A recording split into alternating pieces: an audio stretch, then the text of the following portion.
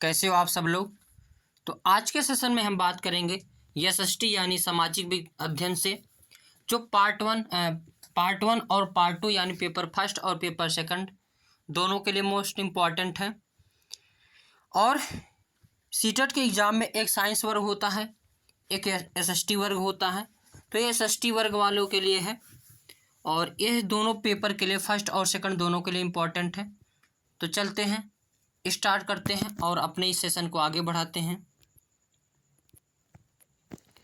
Part one है geography यानी भूगोल।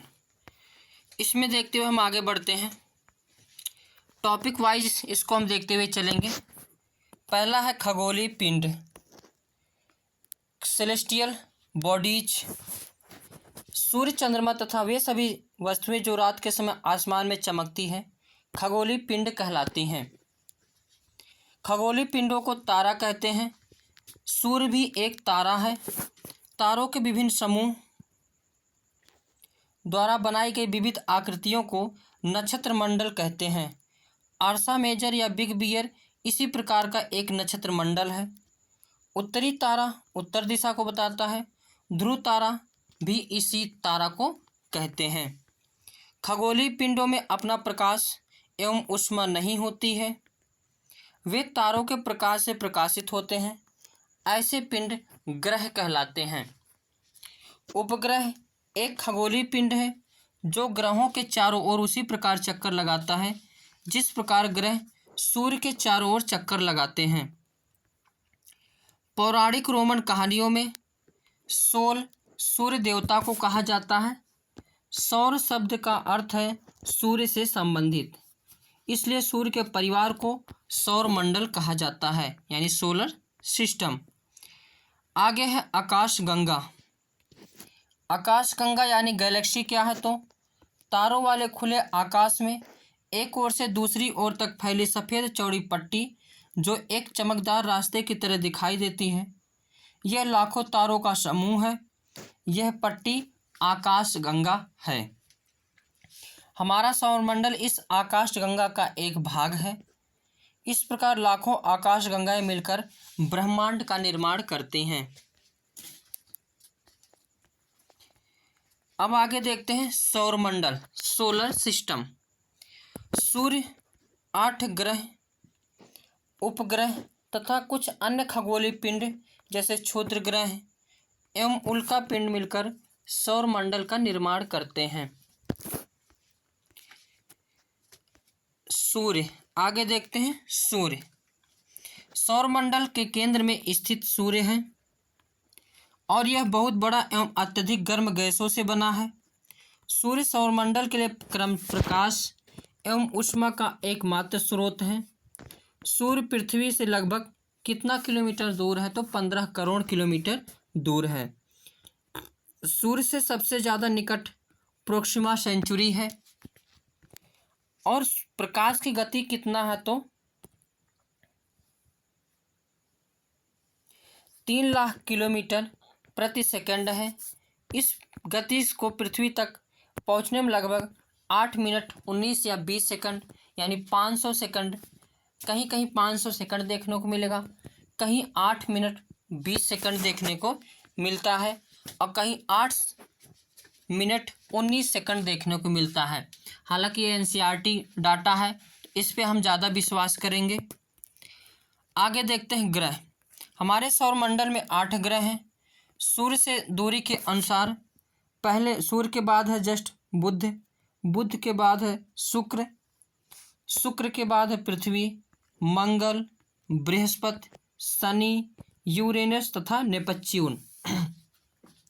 प्रश्न पूछता है सूर्य के सबसे निकट कौन सा ग्रह है, तो बुध है, और सबसे दूर कौन सा ग्रह है, तो नेपच्यून है, और पृथ्वी किस क्रम पर है, तो तीसरे नंबर पर है, यानी पृथ्वी के बाद सूर्य के बाद पृथ्वी, पृथ्वी के बाद शुक्र, शुक्र के बाद पृथ्वी। सौरमंडल के सभी 8 ग्रह एक निश्चित पथ पर सूर्य का चक्कर लगाते हैं।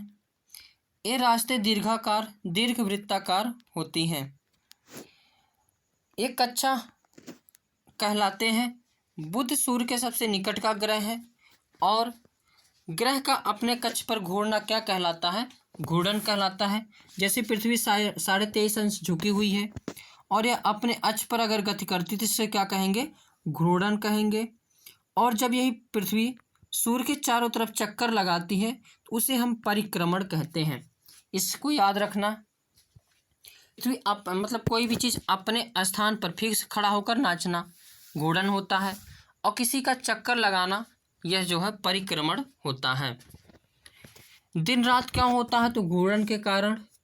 और वर्षा परिवर्तन क्यों होता है? तो परिक्रमण के कारण। खगोलीय पिंड 2 से 3 यूवी 313 या सीरस तथा प्लूटो बौना ग्रह कहे जाते हैं। तो प्रश्न पूछा जाता है इनमें से बताओ बौना ग्रह कौन सा है? तो प्लूटो या सीरस या 203 यूवी 313, ये सभी क्या है? तो बौने ग्रह हैं। शुक्र एवं यूरेनस को छोड़कर सभी ग्रह घड़ी की सुई के विपरीत दिशा में परिभ्रमण करते हैं। इन दोनों ग्रहों की परिभ्रमण दिशा घड़ी की सुई की दिशा में होती है। ये दोनों प्रश्न पूछा जाता है।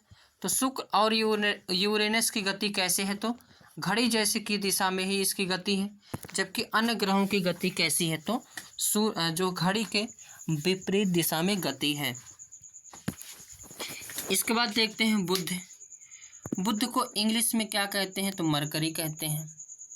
बुध ग्रह सौरमंडल के 8 ग्रहों में सबसे छोटा और सूर्य का सबसे निकटतम ग्रह है। इसका परिक्रमण काल कितना होता है? तो 88 दिन है। और इसका कोई भी जो है उपग्रह नहीं है। तो प्रश्न पूछा जाता है किस का कोई उपग्रह नहीं है? तो बुध का कोई उपग्रह नहीं है। उसके बाद देखते हैं शुक्र को इंग्लिश में कहते हैं वीनस। शुक्र पृथ्वी का सबसे निकटतम और सौरमंडल का सबसे गर्म ग्रह है। वीनस प्लेनेट का नाम प्रेम और सुंदरता की देवी यानी रोमन देवी के नाम पर रखा गया है। शुक्र ग्रह चंद्रमा के बाद रात के समय आकाश में सबसे अधिक चमकीला ग्रह है। इस ग्रह को पृथ्वी की बहन भी कहा जाता है, क्योंकि वीनस द्रव्यमान व आकार में पृथ्वी के लगभग आकार के बराबर है। इसका कोई उपग्रह नहीं है। शुक्र ग्रह को भोर का तारा, सांझ का तारा भी कहते हैं।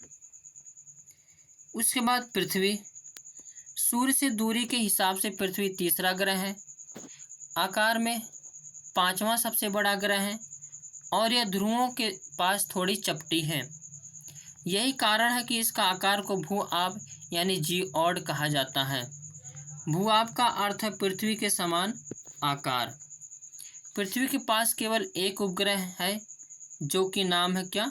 चंद्रमा। अंतरिक्ष से देखने पर पृथ्वी किस रंग का दिखाई देती है? तो नीले रंग का, क्योंकि इसकी 2/3 सतह पानी से ढकी हुई है, इसलिए पृथ्वी को नीला ग्रह भी कहा जाता है।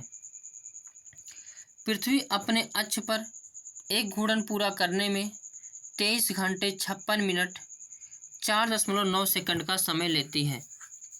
यह अपने अक्ष पर लंबवत 23.5 डिग्री झुकी हुई है।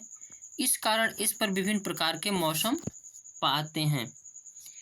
पृथ्वी सूर्य की परिक्रमा लगभग 365 दिन 6 घंटे और 48 मिनट 45.51 सेकंड में पूरा करती है।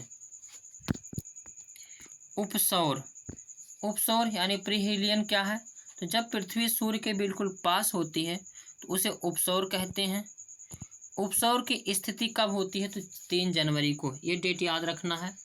उपसौर कब होता है? तो 3 जनवरी को। एक होता अपसौर।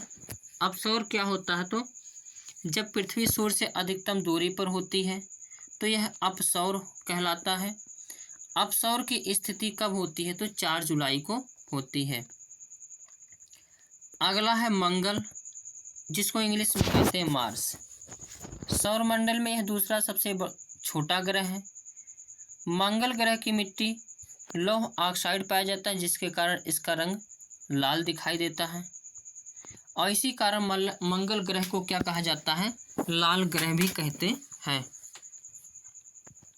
मंगल ग्रह के 2 फोबोस और डीमोस उपग्रह हैं। पृथ्वी से मंगल को नंगी आंखों से देखा जा सकता है। तो प्रश्न ये भी पूछा जाता है कि पृथ्वी से नंगी आंखों से कौन सा ग्रह देखा जा सकता है, तो मंगल को। उसके बाद बृहस्पति ग्रह। बृहस्पति ग्रह आकार में हमारे सौरमंडल का सबसे बड़ा ग्रह है। यह अपने अक्ष पर सबसे अधिक तेजी से परिक्रमण करने वाला ग्रह भी है। यह मात्र 9 घंटे 56 मिनट में अपने अक्ष पर पूर्ण घूर्ण कर लेता है। बृहस्पति के कुल कितने उपग्रह हैं, तो 67 उपग्रह हैं। इंग्लिश में सैटर्न प्लैनेट। शनि ग्रह हमारे सौरमंडल का दूसरा सबसे बड़ा ग्रह है। इस ग्रह के चारों ओर वलय है। टाइटन शनि ग्रह का सबसे बड़ा उपग्रह है। शनि ग्रह के 62 उपग्रह हैं। उसके बाद अरुण, जिसको इंग्लिश में कहते हैं यूरेनस। यूरेनस ग्रह की खोज विलियम हर्चल ने 1781 ईस्वी में की थी। इसे लेटा हुआ ग्रह भी कहते हैं। यूरेनस ग्रह के 27 उपग्रह भी हैं। आगे है वरुण। नेपच्यून इंग्लिश में कहते हैं।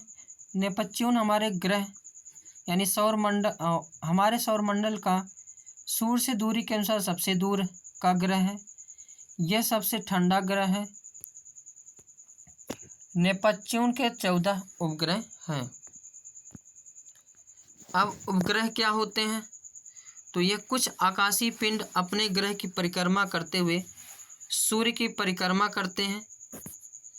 अपने ग्रह की परिक्रमा करने के कारण इन्हें उपग्रह कहते हैं। जैसे चंद्रमा पृथ्वी की परिक्रमा करता है और यह पृथ्वी का एकमात्र प्राकृतिक उपग्रह भी है। मानव निर्मित उपग्रह भारत ने आर्यभट्ट, एजुसेट और ओशनसेट नामक उपग्रह बनाए हैं। आगे देखते हैं चंद्रमा, चंदा मामा। तो हमारी पृथ्वी के पास केवल एक उपग्रह है, चंद्रमा। इसका व्यास पृथ्वी के व्यास का केवल 1/4 है। पृथ्वी से चंद्रमा की दूरी लगभग 3,84,400 किलोमीटर है। यह हमारी पृथ्वी के सर्वाधिक निकट स्थित आकाशीय पिंड है। चंद्रमा पृथ्वी का एक चक्कर 27 दिन 7 घंटे और 43 मिनट में पूरा करते हैं। नील आर्मस्ट्रांग पहले व्यक्ति थे जिन्होंने 21 जुलाई 1969 को सबसे पहले चंद्रमा की सतह पर कदम रखा। चंद्रमा का अपना कोई प्रकाश नहीं होता है, सूर्य के प्रकाश से प्रकाशित होता है और सूर्य के प्रकाश से परावर्तित करता है, जो हमारी पृथ्वी पर लगभग 1.25 सेकंड में पहुंचता है। इस प्रकाश को चांदनी कहते हैं। आगे देखते हैं क्षुद्र ग्रह, जिसको हम इंग्लिश में कहते हैं एस्ट्रोनॉइड्स। तारों यानी स्टार्स, ग्रहों एवं उपग्रहों के अतिरिक्त असंख्य छोटे पिंड भी सूर्य के चारों ओर चक्कर लगाते हैं। इन पिंडों को क्षुद्र ग्रह कहते हैं। ये मंगल एवं बृहस्पति की कक्षाओं के बीच पाए जाते हैं।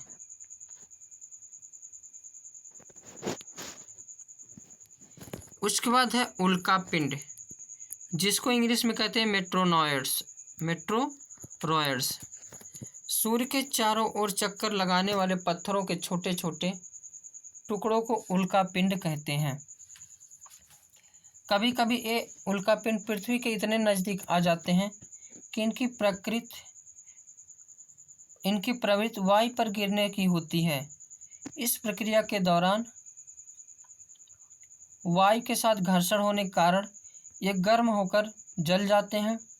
इन्हें ही टूटता हुआ तारा कहते हैं। आगे है पुच्छल तारे। पुच्छल तारे अथवा धूमकेतु चट्टानों, बर्फ, धूल और गैस के बने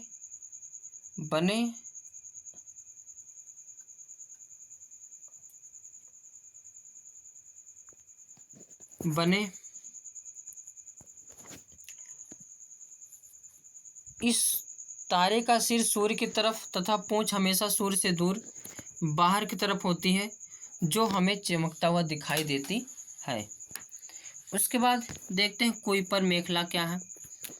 तो यह नेपच्यून के पास सौरमंडल के आखिरी सिरों पर एक तस्तरी आकार की विशाल पट्टी है। इसमें असंख्य खगोलीय पिंड उपस्थित हैं, जिनमें कई बर्फ से बने हैं। धूमकेतु इसी क्षेत्र में आते हैं।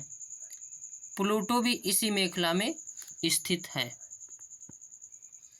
आगे है सूर्य ग्रहण एवं चंद्र ग्रहण। सूर्य ग्रहण, जब सूर्य और पृथ्वी के बीच में चंद्रमा आ जाती हैं तो इस स्थिति को क्या कहते हैं? युति कहते हैं। और यह कब होती है? तो अमावस्या को होती है। और इस स्थिति में चंद्रमा की छाया पृथ्वी पर पड़ती है, जिससे सूर्य ग्रहण होता है। चंद्र ग्रहण क्या है? तो इसी प्रकार जब सूर्य और चंद्रमा के बीच पृथ्वी आ जाती है तो इस स्थिति को वियुति कहते हैं। यह पूर्णिमा को होती है। इस स्थिति में पृथ्वी की छाया चंद्रमा पर पड़ती है, जिससे चंद्र ग्रहण होता है।